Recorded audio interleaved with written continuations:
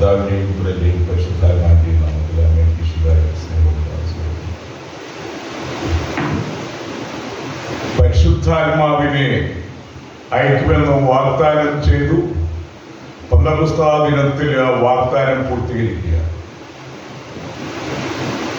സഹായകൻ കടന്നു വരികയാണ്.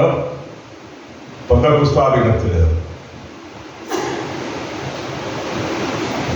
പരിശുദ്ധാത്മാവിന്റെ സജീവ സാന്നിധ്യം, ദൈവാത്മാവിന്റെ സജീവ സാന്നിധ്യം ദൈവകൃപയിലായിരിക്കുന്നവരിൽ ഉണ്ട് എന്ന് വിശുദ്ധ ഗ്രന്ഥം സാക്ഷ്യപ്പെടുത്തുകയാണ്. ഗലേഷ്യൻസിനുള്ള ലേഖനത്തിൽ 5-ാം അധ്യായം 19 മുതൽ 20 വരെയുള്ള വചനങ്ങളിൽ ജഡത്തിന്റെ വ്യാപാരങ്ങളെ പറ്റി പറയുന്നു. ജഡമെന്ന് പറഞ്ഞാൽ ശരീരം, ശരീരത്തിന്റെ വ്യാപാരങ്ങളാണ് വ്യഭിചാരം, അശുദ്ധി, ദുർവൃത്തി, വിഗ്രഹാരാധന, ആഭിചാരം, മന്ത്രവാദം, ശത്രുത, കലഹം, അസൂയ, കോപം, മാത്സര്യം, ഭിന്നത, വിഭാഗി ചിന്ത, വിദ്വേഷം, മദ്യപാനം, മഹോത്സവം, ഇതിന്റെ കൂടെ മയക്കുമരുന്ന് പശ്ചാത്തലം. ഇവയും ഈ ദൃശ്യമായ മറ്റു പ്രവർത്തികൾ, ഇത്തരം പ്രവർത്തികളിൽ ഏർപ്പെടുന്നവർ ദിവരാജ്യം അവകാശപ്പെടുകയില്ലെന്ന് ഞാൻ ആവർത്തിക്കുന്നു. അപ്പോൾ ലോകം ഇങ്ങനെയുള്ള തിന്മകളിലാണ് നമുക്കറിയാം. ലൗകികമായ ചൈതന്യം ഇങ്ങനെയാണ്. അസൂയുണ്ട്, കോപമുണ്ട്, മാത്സര്യമുണ്ട്, വിഭാഗീയ ചിന്തകളുണ്ട്, യുദ്ധമുണ്ട്, കലഹമുണ്ട്, മദ്യപാനമുണ്ട്, മധുരോത്സവമുണ്ട്. പണ്ട് കാലത്തും ഉണ്ടായിരുന്നു. ഇതൊക്കെ ഇപ്പോഴത്തെ ഈ മദ്യപിച്ചിട്ടും മയക്കുമരുന്ന് വെച്ചിട്ടുള്ള വിക്രികളൊക്കെ പണ്ട് കാലം അന്നും ഉണ്ടായിരുന്നു. ഓരോ ചില എഴുതിയ കാലത്തും ഉണ്ടായിരുന്നു. ഇത് പുതുമയൊന്നും അല്ലായിരുന്നു. ഇപ്പോൾ പുതിയ രീതിയിലുള്ള സംഗതികളൊക്കെ വന്നിട്ടുണ്ടെന്നേ ഉള്ളൂ. മയക്കുമരുന്നുകളൊക്കെ ഇവര് ദിവരാജ്യം അവകാശപ്പെടുത്തുകയില്ല എന്ന് ഞാൻ ആവർത്തിക്കുന്നത് പോലെ സ്വീകാറുകയാണ്. ഇനി ആത്മാവിന്റെ ഫലങ്ങളെ കുറിച്ച് പറയുന്നത്, അതായത് സ്നേഹം, ആനന്ദം, സമാധാനം, ക്ഷമ, ദയ, നന്മ, വിശ്വസ്തത, സൗമ്യത, ആത്മസംയമനം, ഇവയാണ്. ഇവയ്ക്കെതിരായ ഒരു നിയമവും വെച്ചിട്ടില്ല. അപ്പോൾ ഒരു വ്യക്തി ജീവിക്കേണ്ടത് പരിശുദ്ധാത്മാവിന്റെ ഫലങ്ങളിലാണ്. ഒരുപാട് ക്രൈസ്തവ ജീവിതത്തെ വിലയിരുത്തേണ്ടത് ഇങ്ങനെയുള്ള സ്നേഹത്തിന്റെയും സമാധാനത്തിന്റെയും ക്ഷമയുടെയും ദയയുടെയും നന്മയുടെയും വിശ്വസ്തയുടെയൊക്കെ മൂല്യങ്ങൾ അവരുടെ ജീവിതത്തിൽ ഉണ്ടോ എന്ന് വിലയിരുത്തിയിട്ടാണ്. അപ്പോൾ സത്യക്രിസ്ത്യാനിയില് ഈ പരിശുദ്ധാത്മാവിന്റെ ഫലങ്ങൾ നിറഞ്ഞു നിൽക്കണം. ഇതിന്റെ കുറവ് കൊണ്ടാണ് ഒത്തിരി തകരാറുകള് കുടുംബ ജീവിതത്തിലും ഭൗതിക ജീവിതത്തിലും ഒക്കെ സംഭവിക്കുന്നത്. ഇനി നമ്മുടെ മതബോധന ഗ്രന്ഥങ്ങളിൽ 3 ഫലങ്ങളോട് പറയുന്നുണ്ട്. സഹനശക്തി, അടക്കം, കന്യാവതിന് 3 ഫലങ്ങളോടെ കൂട്ടിച്ചേർത്തിട്ടുണ്ട്. അങ്ങനെ 12 ഫലങ്ങള് ഈ സഭയുടെ വേദപാഠ പുസ്തകത്തിൽ കാണാൻ പറ്റും. ഇനി ആദ്യത്തെ ഈ ഫലം എന്ന് പറയുന്നത് സ്നേഹമാണ്. സ്നേഹമാണ് അഖിലസാരം കൂടിയില്. സ്നേഹത്തിൽ നിന്ന് ഉദിക്കുന്ന ലോകം. ഇതൊക്കെ കുമാരനാശാനൊക്കെ പറഞ്ഞു വെച്ചിട്ടുള്ളതാണ്. സ്നേഹം, ഈ ഫലങ്ങളുടെ ആകത്തുകയാണ് സ്നേഹം എന്ന് പറയുന്നത്. 1 യോഹന്നാൻ 4:7 സ്നേഹം തന്നെയായ ദൈവത്തിന്റെ പ്രതിച്ഛായ മനുഷ്യനുണ്ടെന്നാണ്. ദൈവം സ്നേഹമാകുന്നു. വചനത്തിൽ പറയാണ് ദൈവം സ്നേഹമാകുന്നു. സ്നേഹം വസിക്കുന്നവൻ ദൈവത്തിലും ദൈവം അവനിലും വസിക്കുന്നു. ഇപ്പോൾ ഒരു സ്നേഹത്തിന്റെ അപ്പസ്തലനാണ് യോഹന്നാൻ. ലേഖനത്തിലൊക്കെ മൊത്തം സ്നേഹത്തെ പറ്റി ഒത്തിരി കാര്യങ്ങൾ പറയുന്നുണ്ട്. ദൈവം സ്നേഹമാകുന്നു. ചാക്ക് ലേഖനം വെടിപ്പാപ്പായിട്ട് ദൈവം സ്നേഹമാകുന്നു. അപ്പോൾ ഈ ബൈബിൾ വചനങ്ങളെ ആസ്പദമാക്കിക്കൊണ്ടാണ് അദ്ദേഹം ആ പേര് നൽകിയത്. റോമാക്കാർക്കുള്ള ലേഖനം 5:5 പരിശുദ്ധാത്മാവിന്റെ ദൈവത്തിന്റെ സ്നേഹം നമ്മുടെ ഹൃദയത്തിലേക്ക് ചൊരിയപ്പെട്ടിരിക്കുന്നു. പരിശുദ്ധാത്മാവിന്റെ ദൈവിക സ്നേഹം നമ്മുടെ ഹൃദയങ്ങളിലേക്ക് ചൊരിയപ്പെട്ടിരുന്നാണ് റോമാക്കാർക്കുള്ള ലേഖനത്തിൽ പൗലോസ് പറയുന്നത്. യോഹന്നാൻ 13:35 പരസ്നേഹം ഉണ്ടെങ്കിൽ ഇവരുടെ ശിഷ്യന്മാരാണ്. ശിഷ്യന്മാരുടെ അടയാളം പരസ്നേഹമാണെന്നാണ് പറയുന്നത്.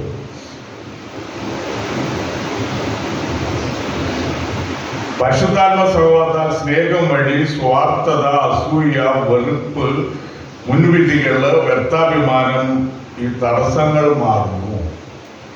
ഇതൊക്കെ ഈ തടസ്സങ്ങളൊക്കെ കുറെയൊക്കെ രീതിയിൽ എല്ലാവരിലും ഉണ്ട്. സ്വാർത്ഥത, സ്വന്തം കാര്യം, അസൂയ, മറ്റുള്ളവർക്ക് നന്മ വരുന്നത് ഇഷ്ടമല്ല, വെറുപ്പ്, ജീവിത പങ്കാളിയെ വെറുക്കുന്നു, അയൽവാസികളെ വെറുക്കുന്നു, കാണുന്നവരെയൊക്കെ വെറുക്കുന്നു. അങ്ങനെ മുൻവിധികള്, അവരങ്ങനെയാണ് ഇങ്ങനെയാണെന്ന് മുൻവിധി പാസാക്കുന്നു. വ്യർത്ഥാഭിമാനം. അപ്പോൾ അടിസ്ഥാനമില്ലാത്ത അഭിമാനമാണ് വ്യർത്ഥാഭിമാനം എന്ന് പറയുന്നത്. മനുഷ്യന് ആത്യന്തികമായിട്ട് ചിന്തിച്ചാല് ഇവിടെ വ്യർത്ഥാഭിമാനത്തിനോ അഹന്തയ്ക്കോ സംഗതികളൊന്നുമില്ല. കാരണം മനുഷ്യൻ ഈ ലോകത്തിലെല്ലാം ഒരു പണം ഉണ്ടാക്കാനും ജീവിതസുഖങ്ങൾ വർദ്ധിപ്പിക്കാനും ഒരു നെപ്പോട്ടാണ്. ആ ഓട്ടത്തിനുള്ളിൽ മനുഷ്യൻ അവരുടെ ജീവിതം വഴി ഭൗതിക ജീവിതം പൂർത്തീകരിക്കപ്പെടുകയാണെന്ന് മരണം വഴിയായിട്ട്. അപ്പോൾ പലരും വലിയ കൊട്ടാരങ്ങൾ ഉണ്ടാക്കുന്നവരുണ്ട്. നമ്മുടെ ഇവിടെ വീടുകളായിരിക്കും. വേറെ ചിലര് കൊട്ടാരങ്ങൾ ഉണ്ടാക്കിയവരുണ്ട്. കേരളത്തില് 10-20 കോടിയുടെ. അപ്പോൾ അതിൽ ചിലരുടെയൊക്കെ ദുരന്ത മരണങ്ങളാ സംഭവിച്ച കൊട്ടാരങ്ങൾ ഉണ്ടാക്കി അവര് അതിനു വേണ്ടിയിട്ട് ക്രമീകരിച്ച പണം ഇതിന്റെ പ്രതിസന്ധികൾ വന്നു കഴിഞ്ഞപ്പോൾ കെട്ടിടത്തിൽ നിന്നൊക്കെ ചാടി മേടിച്ചു. അപ്പൊ ഒരാൾക്ക് ടോൾസ്റ്റോയ് ചോദിക്കുന്നുണ്ട് ഒരു കഥയിൽ, ഒരാൾക്ക് എത്രയടി മണ്ണ് വേണമെന്ന്. 6 അടി മണ്ണ്, ഇത്രയൊക്കെ ഉള്ളൂ. എത്ര കൂടിയ ഭവനത്തിലാണെങ്കിലും കൊട്ടാരത്തിലാണെങ്കിലും മനുഷ്യൻ മരിക്കും. അപ്പോൾ ഇതെല്ലാം ആരുടേതാകും? അവനെ കൊണ്ട് കല്ലറയിൽ സംസ്കരിക്കുന്നു, മണ്ണിൽ സംസ്കരിക്കുന്നു. ഇനി സ്വർണം, ഭൗതികമായിട്ടുള്ള ഒന്നിനോടും അമിതമായിട്ടുള്ള പ്രതിപത്തി പാടില്ല. കാരണം ഈ സ്വർണ്ണത്തിന് പലരും ചിന്തിക്കുന്നത് ഈ സ്വർണത്തിന്റെ ഒരു 5 പവന്റെയോ 10 പവന്റെയൊക്കെ മാല കഴുത്തിലിട്ട് കഴിഞ്ഞാൽ സൗന്ദര്യം വർദ്ധിക്കുമെന്ന് ചിന്തിച്ച് വശമതരായതുണ്ട്. സിറ്റുവേഷന് സ്വർണം വയ്ക്കാൻ പാടില്ലാത്തതുകൊണ്ട് അവർ ഉപയോഗിക്കുന്നത്. അപ്പോൾ ഈ സ്വർണം പലപ്പോഴും ജീവൻ അപകടത്തിലാക്കുന്നു. കള്ളന്മാര് പൊട്ടിച്ചു കൊണ്ടുപോകുന്നു. ഞാൻ എറണാകുളത്തായിരിക്കുമ്പോൾ ഒരു ബൈക്കുകാരൻ എരുവഞ്ചാലിൽ ചെന്നിട്ട് ഒരു സ്ത്രീയുടെ മാലയെ പൊട്ടിച്ചോട്ട് ചെയ്തു. അത് കഴിഞ്ഞ് അവരുടെ ബൈക്ക് പലയിടത്ത് പരിശോധിച്ചു. ആ ബൈക്ക് എങ്ങോട്ടാണ് പോയത്. ഇങ്ങനെ അടുത്തുള്ള CCTVയിലെല്ലാം പരിശോധന നടത്തി അവരെ പിടിക്കുകയും ചെയ്തു. ഒരു ബൈക്കൊക്കെ പലയിടത്ത് ഒരെണ്ണം തന്നെ കണ്ടു കഴിഞ്ഞപ്പോൾ ഇന്ത്യ പോയതൊക്കെ അങ്ങനെയൊക്കെ കള്ളന്മാരെയൊക്കെ പിടിച്ചെടുക്കാനായിട്ട് പറ്റും. അപ്പൊ അവരിത് നോക്കി വെച്ചിരിക്കുക ആരുടെ കഴുത്തേലാണ് വലിയ സ്വർണ്ണമാലയുള്ളത്. അത് പൊട്ടിച്ചെടുത്തുകൊണ്ട് പോയി കഴിഞ്ഞാൽ ലക്ഷം, ഒരു പവനാണ് 1 ലക്ഷം, 2 പവനാണ് 2 ലക്ഷം, അതിൽ കൂടുതലൊക്കെ കീശയിലാകുന്നു. അവന് അടിപൊളിയായിട്ടൊക്കെ ജീവിച്ചു കളയാം. അവരെ ചിന്തിക്കുന്നത് അതാണ്, ഇത് പൊട്ടിച്ചെടുത്താൽ എന്നേതാകും, എനിക്ക് സുഖമായിട്ട് ജീവിക്കാം. അങ്ങനെയുള്ള ചിന്തയാണ്. അപ്പൊ ഇങ്ങനെയുള്ളതൊന്നും ഉതകുന്നില്ല. അപ്പോൾ ഭൗതികമായതിൽ അമിതമായിട്ടുള്ള പ്രതിപത്തി വെക്കുന്നത് നല്ലതല്ല. കാരണം ഇതെല്ലാം ഇട്ടുകൊണ്ട് പോയി ആരെങ്കിലും ഈ കല്ലറയിൽ കൊണ്ട് പണ്ട് രാജാക്കന്മാരെ കുഴിച്ചിട്ടതുപോലെ ഈ സ്വർണ്ണാഭരണങ്ങളെല്ലാം കൂടെ ആരെങ്കിലും കുഴിച്ചോണ്ട് പോയില്ല. ഇതെല്ലാം ഊരിയെടുത്തിട്ട് അനന്തര തലമുറക്കാർ ഇതെല്ലാം കൂടെ എടുത്തോണ്ട് പോകും. വീതം വയ്ക്കും. പല മക്കളുണ്ടെങ്കിൽ 10, 20, 50 പവനുണ്ടെങ്കിൽ ഒന്നും കുഴിയിട്ടില്ല. കുഴിയിട്ട് കഴിഞ്ഞാൽ ആ രാത്രി തന്നെ ആളെ കാവലെത്തുന്നില്ല, മാറ്റിക്കൊണ്ടു. എങ്ങനെയാണ് ഇനി പരിശുദ്ധാത്മാവിന്റെ സഹവാർത്ത സ്നേഹം വഴി സ്വാർത്ഥ അസൂയ വെറുപ്പ് ഇതിനെല്ലാം അതിജീവിക്കണം എന്നാണ്. ഇനി ഒരു വ്യക്തിയിൽ വേണ്ട സൽഗുണങ്ങൾ, ഒരു പുഞ്ചിരി, സ്നേഹവസ്ത്രമായ ഒരു വാക്ക്, പരിഗണന, പ്രവൃത്തി, ഒരു കൊച്ചു സഹായം. പലരും തവണ മറന്നു പോവുക. കുടുംബജീവിതത്തിൻ്റെയൊക്കെ ആരംഭ കാലഘട്ടത്തിൽ ഭയങ്കര സ്നേഹമായിരുന്നു. അത് കഴിഞ്ഞു കഴിയുമ്പോഴത്തേന് വെറുപ്പ്, അസൂയ, ഇതിന് പറയുക, മുഖം കറക്കുക, അടിപിടി കൂടുക, തെറിപ്പാട്ട് പാടുക, ഇങ്ങനെയുള്ള പല പ്രശ്നങ്ങളും ഒക്കെ വന്ന് വർദ്ധിച്ചു കഴിയുമ്പോൾ ഡൈവോഴ്സിലേക്ക് എത്തുന്നു. അപ്പോൾ ഈ കാര്യങ്ങളൊക്കെ സൂക്ഷിക്കണം. പുഞ്ചിരി ഒരിക്കലും മുഖത്തൊന്നും അറിയാൻ പാടില്ല. മക്കൾക്കും ദമ്പതികൾക്കും കുടുംബാംഗങ്ങൾക്കൊക്കെ ഒന്ന് നോക്കി ചിരിച്ചാൽ എന്താ നഷ്ടം.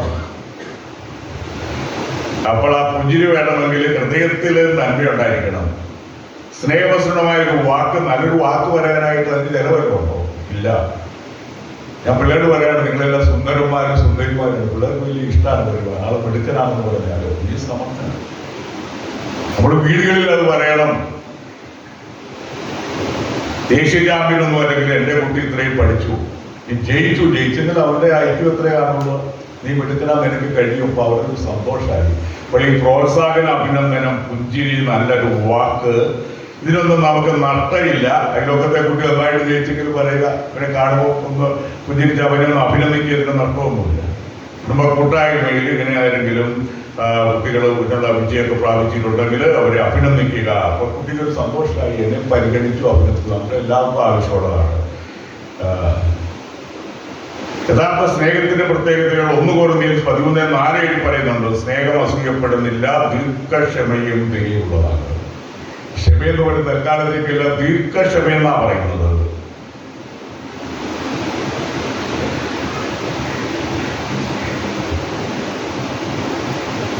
ടോൾസ്റ്റോയുടെ ഒരു കഥയിൽ ഗോഡ് സീസ് ബട്ട് വെയിറ്റ്സ്.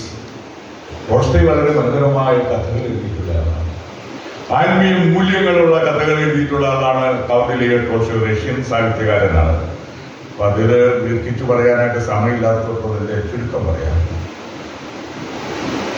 ഒരു മനുഷ്യൻ കൃഷിയൊക്കെ ചെയ്ത് നന്നായിട്ട് ജീവിക്കുന്ന ഒരു സ്ഥാപനങ്ങളുമായിട്ട് അവന്റെ വണ്ടിയിൽ ടൗണിലേക്ക് പോവുകയാണ്. ഭാര്യയോട് യാത്ര പറഞ്ഞിരിക്കും. ഭാര്യ പറയുകയാണ്, ഞാനൊരു സ്വപ്നം കണ്ടു, ഇയാളുടെ തലമുടി വെളുത്തതായി. ഏതായാലും അയാൾ ഒരു സത്രത്തിൽ പോയി കിടന്നു. അടുത്ത ദിവസത്തേക്ക് യാത്ര കൊണ്ടുകൊണ്ട്, പക്ഷെ അവിടെ സത്രത്തിലുണ്ടായിരുന്നു വരുന്ന ഒരാളെ കൊല ചെയ്തിട്ട് കത്തി വലിയ ഭാര്യ. പോലീസുകാർ ഇവനെ അറസ്റ്റ് ചെയ്ത് ജയിലാക്കി. ഇങ്ങനെ സുദീർഘമായ നാളുകള് ജയിലിൽ വാർദ്ധക്യത്തിൽ എത്തുന്നവരെയുള്ള നാളുകള് കുറ്റം ചെയ്യാതെ ഇയാൾ ജയിലിൽ കിടക്കുകയാണ്. അത് കഴിഞ്ഞിട്ട് ആ കുറ്റം ചെയ്ത മനുഷ്യൻ പിന്നീട് ജയിലിൽ വരുന്നുണ്ട്. ഇയാൾ ഏറ്റുപറയുന്നുണ്ട്. അവസാനം ഏറ്റുപറയുന്നത്. അപ്പോൾ ആ ഏറ്റുപറയുന്ന സമയമായപ്പോൾ ഇയാള് വാർദ്ധക്യത്തിലെത്തി. ഇയാളെ അറിയില്ലെന്നായി. ഇയാളെ വീട്ടിലേക്ക് പോയില്ല, അവിടെ കിടന്ന് മരിക്കുകയാണ്. അപ്പോൾ അവിടെ പറയാണ് ഗോഡ് സീസ് ബട്ട് വെയിറ്റ്സ്. ഇയാൾ ജയിലായ കാലഘട്ടത്തിൽ ഇയാൾക്ക് രക്ഷപ്പെടാമായിരുന്നു, ഒന്നും ചെയ്തില്ല. ചെയ്യാത്ത കുറ്റത്തിന് ശിക്ഷിക്കപ്പെട്ട മനുഷ്യന്റെ കഥയാണ് ടോൾസ്റ്റോയ് ഗോഡ് സീസ് ബട്ട് വെയിറ്റ്സ് എന്നുള്ള കഥയിൽ പറയുന്നത്. പത്രോസ്ലീഹായുടെ ലേഖനം 1 പത്രോസ് 1:22 സത്യത്തോട് വിധേയം വഴി നിഷ്കപടമായ സഹോദര സ്നേഹത്തിനായി നിങ്ങളുടെ ആത്മാവ് പൗത്രീകരിക്കപ്പെട്ടിരിക്കുന്നു. സഹോദര സ്നേഹത്തിനായി നിഷ്കപടമായ സഹോദരത്തിന് നിങ്ങളുടെ ആത്മാവ് പൗത്രീകരിക്കപ്പെട്ടിരിക്കുന്നു. റോമൻസ് 8:35 ക്രിസ്തുവിന്റെ സ്നേഹത്തിൽ നിന്നും ആര് നമ്മെ വേർപെടുത്തും? കഴിഞ്ഞിട്ട് കുറെ കാര്യങ്ങൾ പൗലോസ്ലീഹ എടുത്തു പറയുന്നുണ്ട്. എന്നിട്ട് അവസാനം പൗലോസ്ലീഹ പറയുകയാണ്, ഒന്നിനും ആ സ്നേഹത്തിൽ നിന്നും എന്നെ അകറ്റാനായിട്ട് കഴിയില്ല. ഇതാണ് പൗലോസ്ലീഹ പറയുന്നത്. ദൈവികമായ സ്നേഹത്തെ പറ്റി പറഞ്ഞാൽ മദർ തെരേസയുടെയൊക്കെ സ്നേഹ ശുശ്രൂഷ ദൈവികമായ സ്നേഹമാണ്. പ്രാർത്ഥനയിൽ മറ്റു മനുഷ്യരെ, ഇല്ലാത്തവരും രോഗികൾ ആവശ്യമായവരെ സഹോദരങ്ങളായിട്ട് അല്ലെങ്കിൽ ഈശോയെ അവരെ കണ്ടുകൊണ്ട് പ്രാർത്ഥനയിൽ ശക്തി പ്രാപിച്ചുകൊണ്ടാണ് ഇങ്ങനെ അവശരായിട്ട് കിടക്കുന്ന രോഗികളെയൊക്കെ ശുശ്രൂഷിച്ചത്.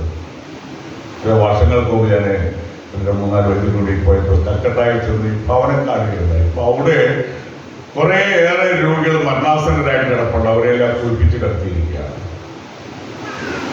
രാവിലെ 11 മണിക്കാണ്. അപ്പോൾ അവരെ ശുശ്രൂഷ കഴിഞ്ഞ സമയത്താണ് നിങ്ങൾ വിളിച്ചത്. അപ്പോൾ അതൊരു വലിയ ത്യാഗമാണ്. വഴികളിൽ നിന്നും ഒക്കെ ഇങ്ങനെ മരണാസനായി കിടക്കുന്ന ആളുകളെ എടുത്തുകൊണ്ടൊന്ന് ശുശ്രൂഷ ചെയ്യണമെങ്കിൽ ദൈവികമായൊരു സ്നേഹം ഉണ്ടെങ്കിൽ സന്തോഷത്തോട് സുസ്മേരവതനായിട്ട് ചെയ്യാനായിട്ട് കഴിക്കണം. അതാണ് ദൈവിക സ്നേഹം എന്ന് പറയുന്നത്. സ്നേഹത്തിന് വേണ്ടി ജീവൻ ബലി അർപ്പിക്കുന്ന സ്നേഹമുണ്ട്. കർത്താവ് ഈശോ മിശിഹാ ചെയ്ത അതാണ്. അതുപോലെ രക്തസാക്ഷിയുടെ സ്നേഹമുണ്ട്. ഫാദർ അരുൾദാസ് കുറെ കാലം പല വൈദ്യുതി കാലത്ത് ആഫ്രിക്കയിലൊരു മെത്രാൻ കൊല്ലപ്പെടുകയുണ്ടായി.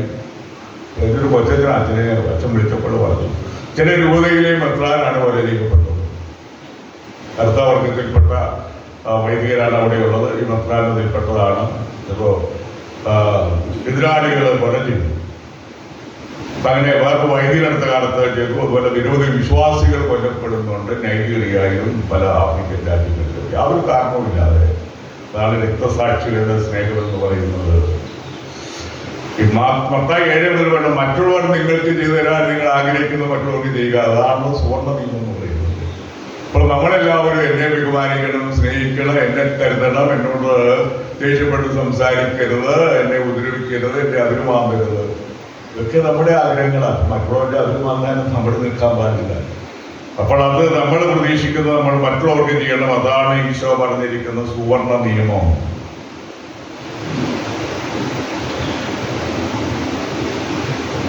ഒന്നുകൂടെ സന്ധ്യ വന്നാൽ കൊണ്ട് ക്രിസ്തുവിന്റെ സ്നേഹം നമ്മിൽ ഉത്തേജനം നൽകുന്നതെന്നാണ് പറയുന്നത്. ഞങ്ങളിൽ ഉത്തേജനം നൽകുന്നു, നമ്മളിലും ഉത്തേജനം നൽകേണ്ടതാണ്. ഇനി രണ്ടാമതായിട്ടുള്ളത് സമാധാനം, ഷാലോം. അതിൽ നിന്നാണ് വരെ പേര് വന്ന് സലോമി എന്നുള്ള പേര്, ഷലോം എന്നുള്ള മാസിക, ഇതെല്ലാം വന്ന് ഈ സമാധാനം. ഇത് ഹീബ്രു വാക്കാണ് സമാധാനത്തിന്റെ ഷലോം. ഐറീൻ അതാണ് ഗ്രീക്ക് വാക്ക് പീസ്. നമ്മൾ കുർബാനയിലുണ്ട് സമാധാനം നിങ്ങളോട് കൂടെ. അത് സമാധാനം നമ്മുടെ കർത്താവാണ്. Lord is with you. കർത്താവ് നിന്നോട് കൂടെ എന്നും കുർബാന ക്രമത്തിലുണ്ട്. ഡോമിനിസ് വൊബിസ്കും, കർത്താവ് നിന്നോട് കൂടെ. പഴയത്തിൽ പദം ക്ഷേമം, വെൽബീങ്, ഭാഗ്യമായ സമാധാനം, നല്ല ഭരണം, നിയമവാഴ്ച എന്നെല്ലാം ഉപയോഗിച്ചിരുന്നു പഴയ ദിനത്തില്. എസ്കേൽ 36:25 പറയുന്നത് അവരുമായി ഒരു സമാധാന ഉടമ്പടി ഞാൻ ഉറപ്പിക്കും. ശിമയോൻ ഗിദെയോൻ നിർമ്മിച്ച ബലിപീഠത്തിന്റെ പേര് കർത്താവ് സമാധാനം, ലോർഡ് ഈസ് പീസ് എന്നായിരുന്നു. യുഗാന്തപരമായ രക്ഷയുടെ ഒരു പ്രധാന ഘടകമാണ് പഴയബന്ധത്തിൽ സമാധാനം. അവൻ ജനതകൾക്ക് സമാധാനം നൽകുന്നു. സക്രിയ 9:10 പറയുന്നു. അവൻ ജനതകൾക്ക് സമാധാനം നൽകുന്നു. സക്രിയ 9:10 പറയുന്നു. ലോകരക്ഷകനായ ഈശോയുടെ വിശേഷണമാണ് ഐസിയ 9:6 സമാധാന രാജാവ് വരാനിരിക്കുന്നത്. സമാധാന രാജാവ് ഗ്ലോറിയ ഇൻ എക്സ്റ്റേഷൻ ദൈവം ദൈവകൃപ ലഭിച്ചവർക്ക് സമാധാനം. ലൂക്ക് 2:14 പറയുന്നുണ്ട്. അത്യുന്നതങ്ങളിൽ ദൈവത്തിനും മഹത്വം, ഭൂമിയിൽ ദൈവകൃപ ലഭിച്ചവർക്ക് സമാധാനം. ക്രിസ്മസില് ജീവിതമാണ് ഗീതങ്ങൾ വരുന്നത്. അത്യുന്നതങ്ങളിൽ ദൈവത്തിന് സ്തുതി. നമ്മൾ കുർബാന തുടങ്ങുന്നത് തന്നെ രക്ഷാകര കർമ്മത്തിന്റെ അത്യുന്നതങ്ങളിൽ ദൈവത്തിന് സ്തുതി എന്ന് പറഞ്ഞുകൊണ്ടാണ്. എഫേസ്യൻസ് 2:14 പറയുന്നുണ്ട് അവൻ നമ്മുടെ സമാധാനമാണ്. യേശുവിന്റെ കുരിശിലെ കാൽവരിയിലെ ബലിയാണ് അനുരഞ്ജനത്തിന്റെ വില. പാപം മനുഷ്യന്റെ സമാധാനം കെടുത്തുന്നു. ജനേസിസ് 3:8 ആദിമാതാപിതാക്കളുടെ പാപം പരസ്പരം കുറ്റപ്പെടുത്തുകയാണ്. ഇത് വീണ്ടും എല്ലാ കാലത്തും ആവർത്തിക്കുന്നുണ്ട്. ദമ്പതികൾ സ്നേഹത്തിന്റെയും പരിഗണനയും ദിവസങ്ങൾ കഴിയുമ്പോൾ പരസ്പരം കുറ്റപ്പെടുത്താൻ തുടങ്ങും, ആരോപിക്കാൻ തുടങ്ങും. അതൊക്കെ തൻ്റേതല്ലാത്ത കുറ്റം എന്ന് പറയും. കുറ്റമെല്ലാം അതിന്റെ പങ്കാളിക്ക്. അപ്പോൾ നമ്മൾ ഇതില് ഏറ്റുപറയണം. എന്റെ വീഴ, എന്റെ വലിയ വീഴ എന്ന് ഏറ്റുപറയാനായിട്ട് നമുക്ക് കഴിയും. നമ്മൾ പരിശോധിക്കണം. കുറ്റങ്ങളെല്ലാം ഭർത്താവിന്റെ മേലോ ഭാര്യയുടെ മേലോ ചാരി ഏൽപ്പിച്ചിട്ട് എനിക്കൊരു കുഴപ്പമില്ല, ഞാൻ നോർമലാണെന്ന് പറഞ്ഞിട്ട് കാര്യമൊന്നുമില്ല. അപ്പൊ നമ്മൾ ആത്മപരിശോധന ചെയ്തിട്ട് തെറ്റുകൾ തിരുത്തണം. മർദ്ദനം, ഒരു വാക്കുകൊണ്ടുള്ള മർദ്ദനം, തെറിപ്പാട്ട്, വഴക്ക്, കലകം, ഇങ്ങനെയുള്ള സംഗതികളൊക്കെ നിയമപരമല്ല. അത് സമാധാനത്തിൽ ഉതകുന്നതുമല്ല. സഹോദരനെ കൊന്ന കായേൻ, ഇതിന്റെ പണ്ഡിതപരം കായനെ പറ്റി വിശദപ്പെട്ട അവൻ ഭയരഹിതനായി അസ്വസ്ഥനായി എന്നാണ് പറയുന്നത്. അപ്പോൾ കായൻ ഒരാളെ കൊന്നു, ആബേലിനെയാണ് കൊന്നത്. ഇന്ന് യുദ്ധങ്ങൾ വഴിയായിട്ട് നിരവധി ആളുകള് പല സ്ഥലങ്ങളിലും കൊല്ലപ്പെടുന്നുണ്ട്. പഴയതുപോലെ നേരിട്ട് കുതിരപ്പുറത്ത് ഉള്ള യുദ്ധമൊന്നുമല്ല. അതുകൊണ്ട് നേരിട്ട് ആയിരങ്ങൾ മരിക്കുന്നില്ലെങ്കിലും ഡ്രോൺ വഴിയായിട്ടും റോക്കറ്റ് വഴിയായിട്ടൊക്കെ റഷ്യ യുക്രൈനുമായിട്ട് യുദ്ധം മോസ്കോയിൽ കൊണ്ട് ബോംബിട്ടു. യുക്രൈൻകാർ നേരത്തെ റഷ്യ ഫെഡറേഷന്റെ ഭാഗമായിരുന്നു യുക്രൈൻ. നമ്മുടെ പൗരസ്ത്യ സഭയിലെ ശക്തമായൊരു സഭയാണ് യുക്രൈനുള്ളത്. അവർ എല്ലാവരും മറ്റു രാജ്യങ്ങളിലേക്ക് ഒത്തിരി ആളുകൾ അഭയാർത്ഥികളായിട്ട് പോവുകയാണ്. ജോലിക്ക് വേണ്ടി നമ്മുടെ ആളുകൾ പോവുകയാണ്. അപ്പൊ ഏറ്റവും ഈ പൗരസ്ത്യ സഭകളിൽ ഏറ്റവും ജനസംഖ്യയും ശക്തിയും ഉണ്ടായിരുന്നത് ഈ കീവിലെ അല്ലെങ്കിൽ യുക്രൈനിലെ സഭയാണ്. അത് കഴിഞ്ഞാണ് സുറോ മലബാർ സഭ. രണ്ട് സഭയിലെ ആളുകൾ വിദേശത്തേക്ക് പോവുകയാണ്. അവർ യുദ്ധം കൊണ്ട് പോകുന്നു. നമ്മൾ പോകുന്നത് ജോലി അന്വേഷിച്ചിട്ട് മെച്ചമായ ജീവിത സൗകര്യങ്ങൾക്ക് വേണ്ടി പോകുന്നു. അപ്പൊ രണ്ട് സഭയും എണ്ണവും വണ്ണവും ഒക്കെ കുറഞ്ഞുകൊണ്ടിരിക്കുകയാണ്. അപ്പൊ ഈ സമാധാനം അകലെ വ്യക്തികളുടെ ജീവിതത്തിലില്ല, കുടുംബങ്ങളിലില്ല. പല രാജ്യങ്ങളിൽ അസമാധാനത്തിന്റെ വിത്തുകൾ വിതയ്ക്കപ്പെട്ടിരിക്കുകയാണ്. യുദ്ധങ്ങൾ നടക്കുന്നുണ്ട്. ഈ അവസരത്തില് സമാധാനദാതാവായ യേശുവിനോട് നമുക്ക് പ്രാർത്ഥിക്കാം. നമ്മുടെ ഹൃദയത്തില്, കുടുംബത്തില്, നമ്മുടെ വ്യക്തിബന്ധങ്ങളില് സ്നേഹരാഹിത്യമോ സമാധാനക്കുറവോ ഉണ്ടെങ്കിൽ അത് പരിഹരിക്കാനും തിരുത്താനും തയ്യാറാകുക. ഇതിനുവേണ്ടി കൃപയ്ക്കായിട്ട് നമുക്ക് പ്രാർത്ഥിക്കാം. ദൈവം നമ്മളെ അനുഗ്രഹിക്കട്ടെ, നമ്മുടെ ഹൃദയങ്ങളെ ശാന്തമാക്കട്ടെ. പിതാവിന്റെയും പുത്രന്റെയും പരിശുദ്ധ